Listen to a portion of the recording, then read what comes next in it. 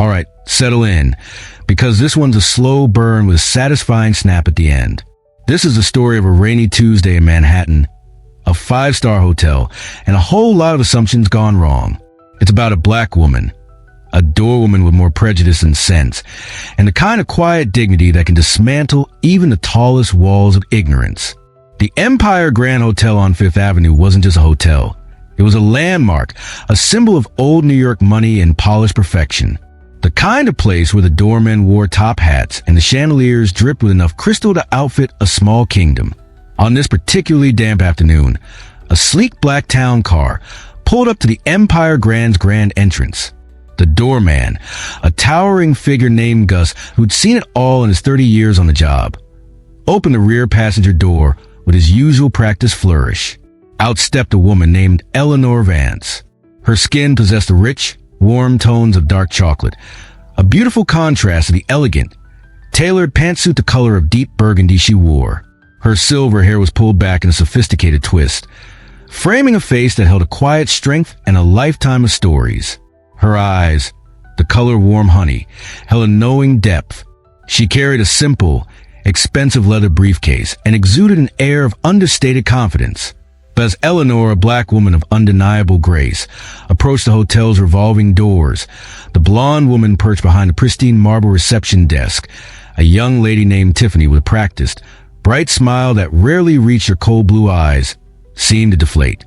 Tiffany had a way of sizing people up in an instant, a mental algorithm heavily influenced by ingrained biases, factoring in race alongside luggage brands and visible wealth.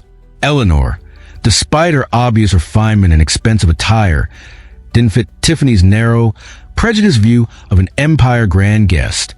No flashy jewelry, no designer logo screaming for attention, just a quiet, self-assured presence, and skin the color Tiffany clearly didn't associate with the hotel's elite clientele.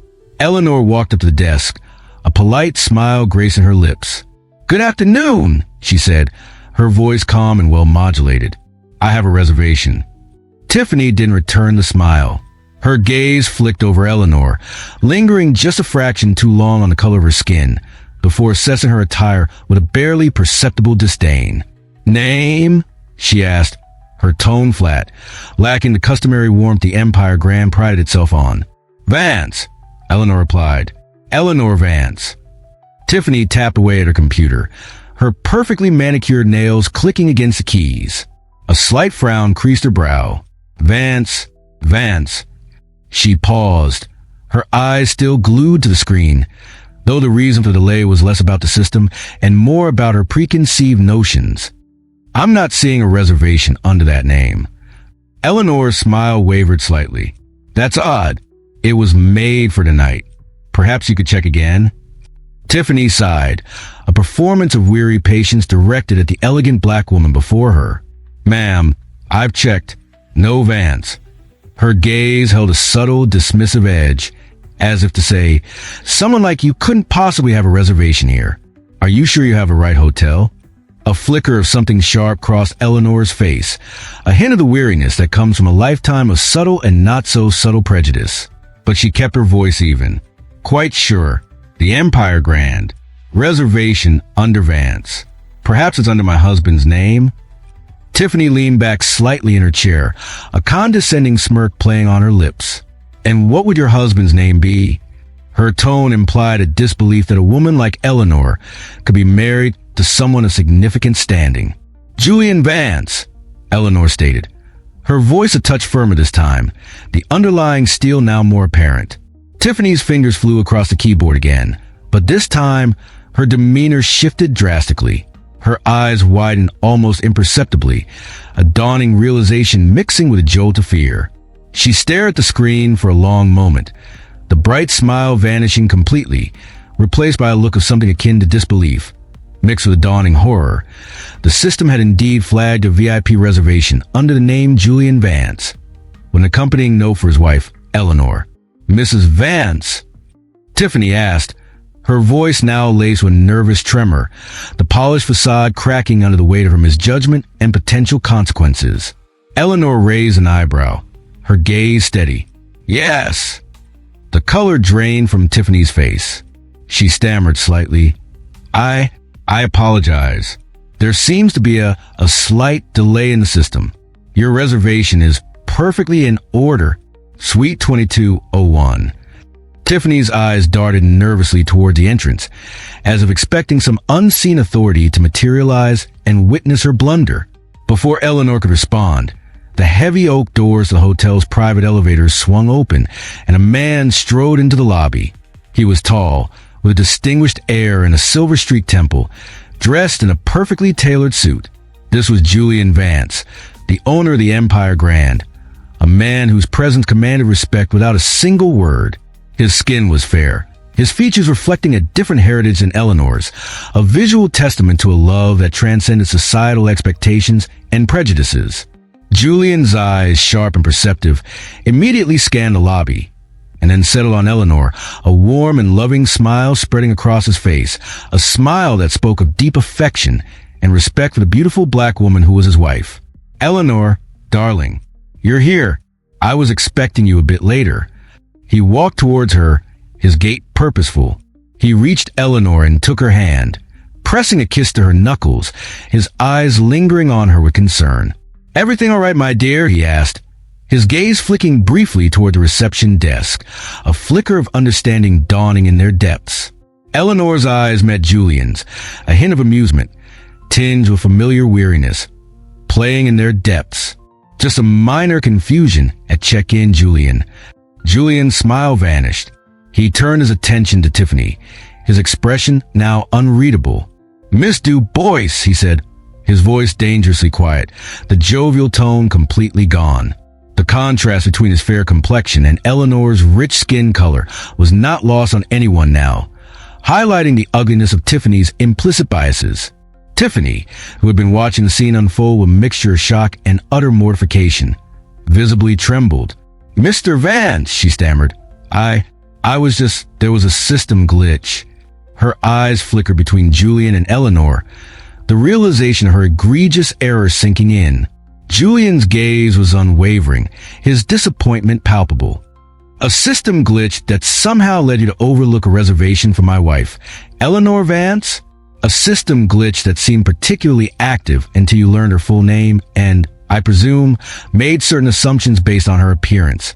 Tiffany's eyes widened further. She hadn't explicitly voiced her prejudiced thoughts, but her actions and demeanor spoke volumes. The implication hung heavy in the air, thick with the unspoken biases that still permeated society. A tense silence fell over the lobby. Gus, the doorman, a black man who had witnessed countless interactions at the hotel entrance, stood ramrod straight, his face carefully neutral, though a flicker of grim understanding, and perhaps a touch of indication, might have been detectable if one looked closely. Julian's voice remained level, but the steel in it was unmistakable. "Miss Du Bois, I have always prided myself on impeccable service and respect every guest receives at the Empire Grand, regardless of their background or the color of their skin. It seems I have been gravely mistaken about your understanding of that principle." He turned back to Eleanor, his demeanor softening instantly, his hand resting protectively on her arm. "Darling, let's go up. You must be tired from your travels." He guided her towards the private elevators. As they turned to walk away, Julian paused, looking back at Tiffany. "Miss Du Bois," he said, his voice now carrying a distinct edge of authority, "please have your personal belongings packed and off these premises within the hour. Your employment at the Empire Grand is terminated, effective immediately. Security will escort you out if necessary. Perhaps this will be a valuable lesson in treating all individuals with the respect and dignity they deserve." Tiffany's face crumpled. Tears welled in her eyes, a mixture of self-pity and belated understanding of the gravity of her prejudice. But it was too late. The damage was done. Her assumptions, rooted in racist bias, had cost her dearly. Eleanor, the elegant black woman who had been subjected to her dismissive treatment, walked away with her husband, her head held high, her quiet dignity a stark contrast to Tiffany's crumbling facade. Her mere presence and the revelation of her identity as Julian Vance's wife had delivered a powerful, silent indictment. Up in the luxurious confines of Suite 2201, overlooking the glittering expanse of Manhattan, Julian held Eleanor close, his arm a comforting presence around her shoulders. Are you all right, my love? I am so deeply sorry you had to experience that blatant disrespect. Eleanor sighed softly, leaning into his embrace. It's a reminder, Julian. A reminder that even in places like this, assumptions are made and prejudice, though sometimes subtle, is still very real. But it also showed me that sometimes the quietest strength and the undeniable truth are the most powerful forces against ignorance. Julian kissed her forehead, his eyes filled with love and respect. She won't be troubling anyone here again, Eleanor. I assure you, this hotel, our hotel, should be a sanctuary of welcome for everyone. Down in the lobby, the buzz of activity slowly resumed, but the air felt different. A subtle shift had occurred, a silent understanding passing between the staff, particularly the people of color who had undoubtedly witnessed or experienced similar microaggressions. The story of the frosty blonde receptionist and the composed black woman who turned out to be the owner's wife will become hotel lore, a cautionary tale whispered in hushed tones, a stark example of the consequences of prejudice in the face of truth and justice. Eleanor Vance, the black woman initially dismissed and disrespected, had, through her grace, her identity, and the unwavering support of her husband, exposed the ugliness of racism and brought about a swift and just consequence.